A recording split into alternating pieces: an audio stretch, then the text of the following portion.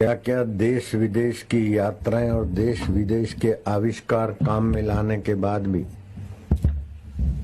लोग स्वस्थ नहीं दिखाई देते हैं, सुखी नहीं दिखाई देते हैं, सम्मानित नहीं दिखाई देते हैं, निश्चिंत नहीं दिखाई देते हैं। ऐसा नहीं कि अमुक वर्ग अभागा है इसलिए वो दुखी है। प्राय सभी वर्ग के लोगों के साथ ये समस्या है। किसी भी वर्ग के लोगों को देखो तो स्वास्थ्य का ठिकाना नहीं, मानसिकता का ठिकाना नहीं।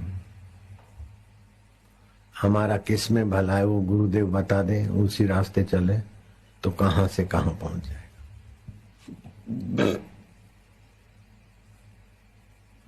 तो इसका सुंदर उपाय कि इंद्रियों का स्वामी मन है और मन के स्वामी प्राण है और सभी के स्वामियों का स्वामी तुम्हारा सच्चिदानंद चैतन्य आत्मदेव है। उस आत्मदेव में विश्रांति पाने वाली साधना सीख लो। रोग यूं मिटते हैं, चिंता यूं जाती, बेवकूफी यूं भागती और भगवत लाभ सहज में होता है। दीक्षा के समय सभी को सिखाया जाता है, कहा जाता है कि 50 की गिनती हर रोज करना है, जिससे मन नियंत्रित हो, प्राण तालबद्ध हो, आयु आरोग्य पुष्टि रहे। जो लोग आज्ञा का पालन करके करते होंगे उनको तो लाभ होता होगा, लेकिन इस लाभ की महिमा न जानने के कारण एक खाना पूर्ति कर देते होंगे तो फिर खाना पूर्ति जैसा लाभ होता होगा।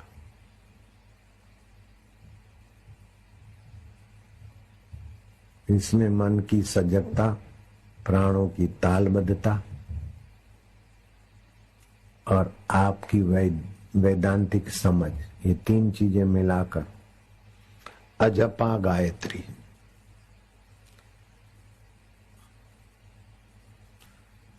इससे आपका मन नियंत्रित होगा, इंद्रियां नियंत्रित होगी, प्राण तालबद्ध होगा और बीमारियां ऐसे जाएगी जैसे सूरज आते ही रात्रि के बैक्टीरिया और भूत पिशाच आदि का भय और तांडव गायब हो जाता है।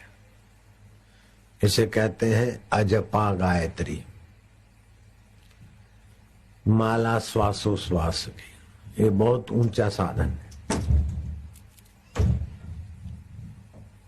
दीक्षा के समय तो बताते हैं लेकिन लोग इतना गहराई से नहीं लेते हैं। श्वास अंदर गया तो सो अथवा ओम। सो माना वो चैतन्य शांत आत्मा। श्वास बाहर गया तो हम, मैं हूं। जिसकी सत्ता से प्राण चलते हैं वो मैं हूं। जिसकी सत्ता से मन सोचता है वो मैं हूं। जिसकी सत्ता से इंद्रियां दौड़ती है वो मैं हूं। अब लंबी व्याख्या में नहीं करूंगा, विस्तार में नहीं जाता हूं। जो शिष्य है, शिष्य का मतलब है कि गुरु जी ने आज्ञा कर दिया, बस करना है। कमर सीधी, गर्दन सीधी। आप अपने नाक के अग्र हिस्से में नजर रखो। श्वास अंदर गया सो, बाहर आया तो हम। ये अजपा गायत्री चलती रहती है। उसमें आप प्रवेश करोगे तो आपका मन, आपकी इंद्रियां, आपका स्वास्थ्य, आपका जीवन इतना ऊंचा उठेगा, इतना महकेगा, इतना निरोग स्वाभाविक रहेगा। मैं कितना बदपरहेजी करता हूँ, कभी किधर रहना, किधर खाना, किधर सोना, टाइम टेबल जहाजों के अनुसार। फिर भी स्वास्थ्य के लिए मुझे इंजेक्शन कैप्सूल नहीं लेने पड़ते,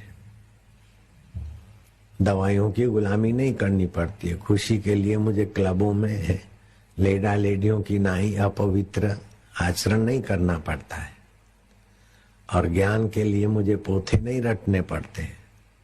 सब उस सच्चिदानंद से मिलता रहता है और आप लोग भी आनंदित होते रहते।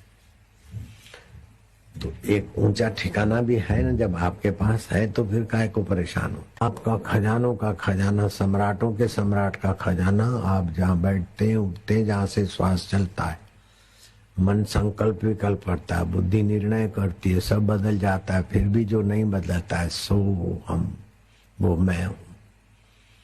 उसमें विश्रांति पाते जाए तो वो दिन दूर नहीं कि सम्राट भी आपके आगे कंगले लगे। दुनिया के संपदा शोषित करके जो शोषक सुखी अपने को मानते हैं वो आपको दया पात्र लगेंगे। आप इतने सुख में, इतने स्वास्थ्य में, इतने माधुर्य में पहुंच जाओगे। इसको अजपा गायत्री कहा गया है। और कबीर जी ने कहा, माला श्वासो श्वास की जगत भगत के बीच, जो फेरे सो गुरुमुखी ना फेरे सो नीच। जो आदि भौतिक को महत्ता दे बैठे, नीचे कर्मों में, नीचे भोगों में खपे हैं, वो ऐसी ऊंची साधना नहीं कर सकता। अगर ऐसी ऊंची साधना करे तो नीची दवाइयां, नीचे भोग और नीचे कर्मों से मन उठ जाएगा ऊपर। तो अब गुरु आज्ञा समझो, गुरु कृपा समझो, गुरु संदेश समझो कि इस गुरु पूनम से आपको अजपा जाप गायत्री, मूल गायत्री सोहम, उसमें कम से कम 100 की गिनती। और रात ये आसान नहीं है। श्वासोश्वास तो चलता है, लेकिन श्वास की रिदम बनाना, उसमें मन लगाना और उसके आनंद में प्रवेश करना शुरुआत में कठिन लगेगा। सुबह 4 से 6 के बीच की संधि काल में मन शांत भाव से निद्रा से उठता, उस समय करना आसान पड़ेगा।